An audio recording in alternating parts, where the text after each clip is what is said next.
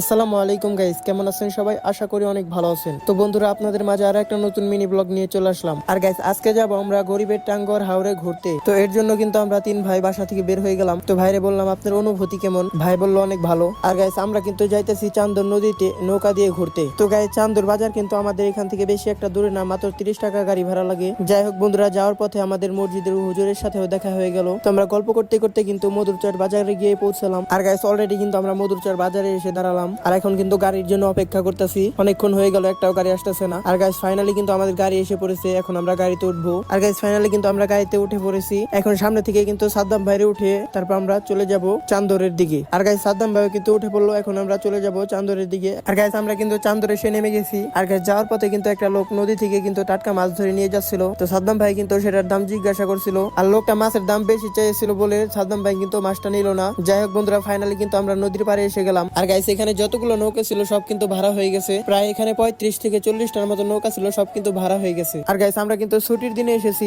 ছুটির দিনে কিন্তু এখানে মানুষ অনেক বেশি হয়, যার জন্য নৌকা ভাড়া একটু বেশি চা। যাই হোক বন্ধুরা, আমি